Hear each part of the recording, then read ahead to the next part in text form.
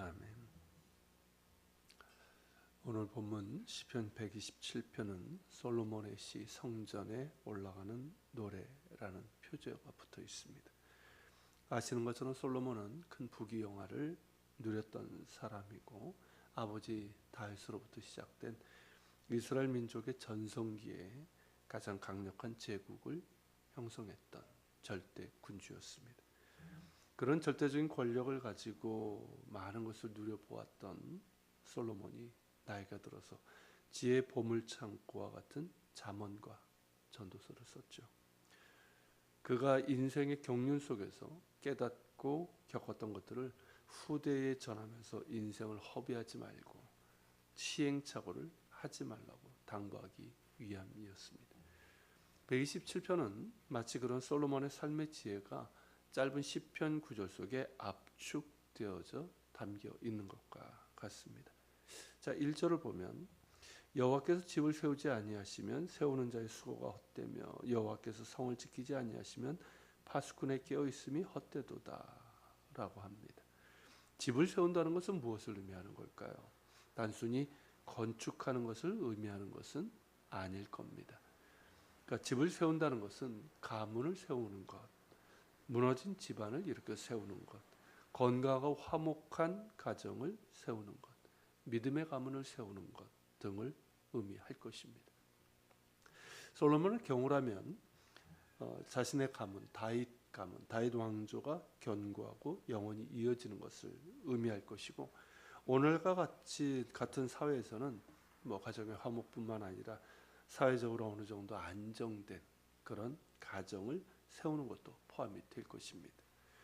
한 가정의 부부라면 누구라도 집을 세우는 일에 관심을 갖게 됩니다.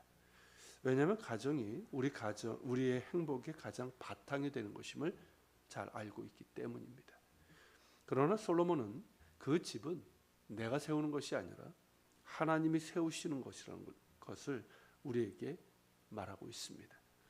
하나님께서 집을 세우지 아니하시면 세우는 자의 수고가 헛되다는 것입니다.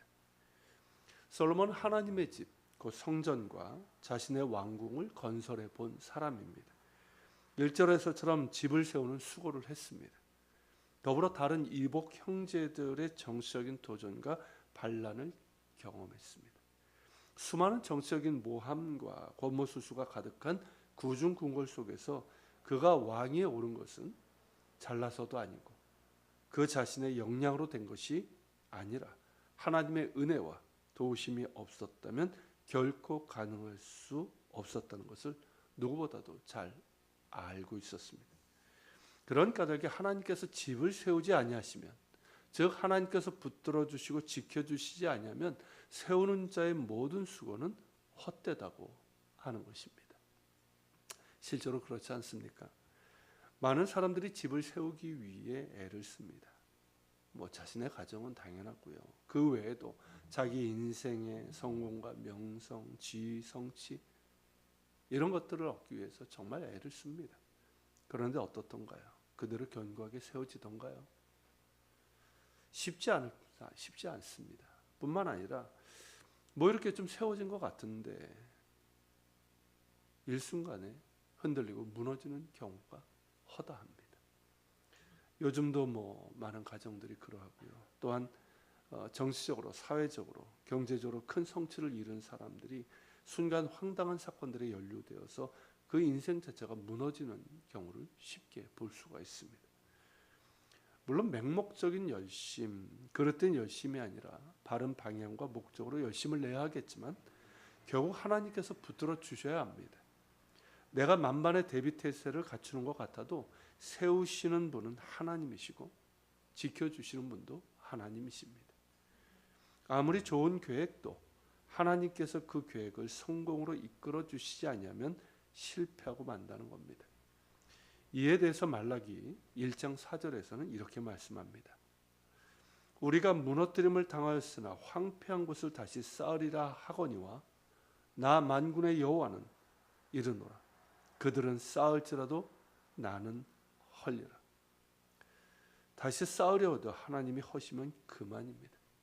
그러기에 겸손해야 됩니다. 하나님을 경외하고 절대자 하나님 앞에 겸손해야 되고 하나님이 기뻐하시는 뜻이 무엇인지를 깨달아야 하는 것이죠. 또한 1절 하반절에서는 여호와께서 성을 지키지 아니하시면 파수꾼의 깨어 있음이 헛되도다라고 했습니다. 여기서 성이 의미하는 것이 뭘까요? 직접적으로는 솔로몬이 건축한 예루살렘 성 보완을 했으니까요. 그리고 이제 무기또 하솔과 같은 성을 의미하기도 하겠지만 우리의 삶의 지경을 말합니다. 우리의 가정, 우리의 공동체 그런 영역을 나타낸다 할 수 있습니다. 우리의 가정이나 성업, 사업과 공동체의 안전을 확보하는 일도 하나님께서 지켜주시지 않는다면 파수꾼이 아무리 노력하다 한들 적의 공격과 침탈, 역사의 거대한 변화 속에서 아무 힘도 쓸 수 없다는 것이죠. 나라의 안보도 하나님의 손에 달려 있습니다. 가정의 안전도 하나님께 달려 있습니다. 하나님께서 붙들어 주셔야 합니다. 솔로몬의 다른 이름이 여디디아죠. 여호와의 사랑받는 자라는 뜻인데 이 이름처럼 하나님의 사랑 안에 하나님의 은혜 안에 거하는 인생만이 진정한 평안과 행복을 누릴 수 있습니다. 하나님 안에 있는 인생이 행복합니다. 하나님이 함께 하시는 가정에 안식과 평화가 있습니다. 파수꾼이 아무리 밤새도록 깨어 있어도 하나님이 지켜주시지 않으면 아무 소용이 없다는 것을 잊지 말아야 합니다.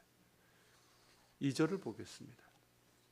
너희가 일찍이 일어나고 늦게 누우며 수고의 떡을 먹으며 헛되도다. 그러므로 여호와께서 그의 사랑하는 자에게는 잠을 주시는도다. 이 본문을 읽으면 언뜻 일중독, 워커홀릭이라고 하죠. 이 일중독이라는 단어가 떠오릅니다. 가정이나 다른 것보다 일이 우선이고 오로지 일에만 몰두하여 사는 것을 지칭하는데 우리들 기성세들이죠. 우리는 정말 오랫동안 일찍 일어나고 늦게 누우며 수고의 떡을 먹음이 옳은 것이라고 배워왔고 실천하라고 힘썼습니다. 지금도 69시간이니 그런 이야기를 하지 않습니까? 그러나 경제학자 오츠는 그에 져서 워커홀릭, 일중독이죠. 그 책에서 현대 산업사회에서 자신의 모든 가치 기준을 일에 두고 있는 사람들에 대한 경종을 울리면서 이러한 일 중심, 일 중독, 업무 제일주의는 단순히 성격적인 성향이 아니라 일종의 병이다. 병이라고 그렇게 규정을 하고 있습니다. 어찌 일뿐이겠습니까?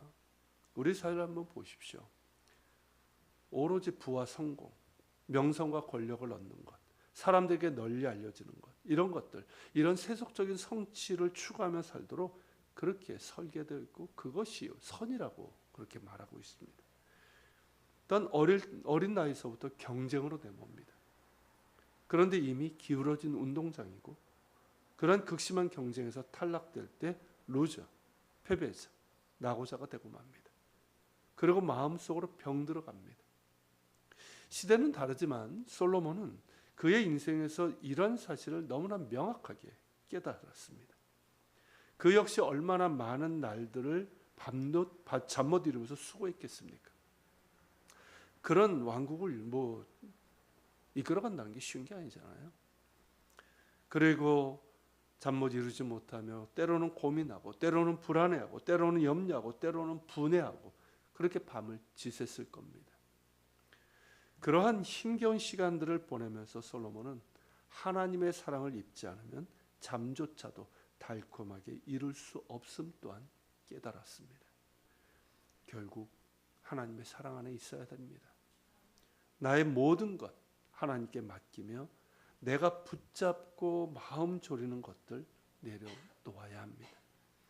그의 아버지 다윗이 시편 4편에서 노래한 것처럼 내가 평안히 눕고 자기도 하리니 나를 안전히 살게 하시는 이는 오직 여호와이십니다. 하나님은 그를 믿고 따르고 사랑하는 자들에게 마음의 평안과 만족을 주십니다. 현재 주어진 것을 평안히 누리게 하시고 장차 올 것을 편안하게 기대하게 하십니다. 그래서 우리의 관심은 하나님의 사랑 안에서 자신을 지키는 것이고 하나님의 보호 아래 살아가는 것입니다. 3절서부터 5절을 보겠습니다. 보라, 자식들은 여호와의 기업이요 태의 열매는 그의 상급이로다. 젊은 자의 자식은 장사의 수중의 화살 같으니 이것이 그의 화살통에 가득한 자는 복되도다. 그들이 성문에서 그들의 원수와 담판할 때에 수치를 당하지 아니하리로다. 1절에서 세우는 자라는 단어와 이 3절에서 자식이라는 자녀의 단어가 히브리어 성경 원문으로 보면 같은 어원의 단어입니다. 이것은 집을 짓때 벽돌로 세워지는 집이 아니라 자식들, 사람들로 세워지는 집임을 상징적으로 보여줍니다. 집은 껍데기가 중요한 것이 아니라 그 안을 채우는 사람이 더 중요합니다. 그래서 집은 있는데 가정은 없고, 좋은 가구와 물건과 가전제품들 이런 것들로 가득하지만 따뜻한 대화가 사라진 오늘날 많은 가정의 모습은 껍데기뿐인 가정입니다. 어디서든 그렇지만 사람이 중요합니다. 가정은 사람을 키우고 살리고 세우는 곳입니다. 특별히 하나님의 사람으로, 믿음의 사람으로 자녀를 키우는 것이야말로 진정한 의미에서 집을 세우는 것임을 잊지 말아야 합니다. 그러므로 부모는 자녀는 하나님의 기업이며 하나님께서 맡겨주신 상급이라는 것을 잊지 말아야 합니다. 그러면서 부모 자신이 하나님을 경외하고 하나님의 사랑을 닮아서 자녀를 사랑 가운데 품고, 또 어려서부터 하나님을 경외하는 법과 하나님의 말씀 안에서 올바른 가치관을 갖도록 도와주어야 합니다. 그렇게 해서 우리의 자녀가 하나님의 사람들로, 믿음의 사람들로 건실하게 성장을 하고, 또한 세상 가운데서도 하나님의 영광을 드러내면서 살아간다면 그것이야말로 하나님께서 기뻐하시는 집을 세우는 것이고 부모된 우리에게도 큰 기쁨이 될 것입니다. 오늘 본 말씀 묵상은 1절 말씀을 다시 되새기면서 마치도록 하겠습니다. 1절을 다시 한번 우리 같은 목소리로 읽겠습니다. 여호와께서 집을 세우지 아니하시면 세우는 자의 수고가 헛되며 여호와께서 성을 지키지 아니하시면 파수꾼의 깨어 있음이 헛되도다. 아멘. 우리의 가정과 우리의 삶의 전 영역에서 온전히 하나님을 의지하고 또 겸손히 하나님과 동행하며 하나님의 사랑과 은혜 안에서 행하는 가운데 나의 계획이 아니라 주님의 계획이 이루어지고, 또한 하나님이 세워주시고 하나님이 지켜주시는 그런 복된 가정, 그런 복된 인생 될 수 있기를 축원합니다. 오늘 말씀을 기억하면서 같이 기도합시다. 하나님,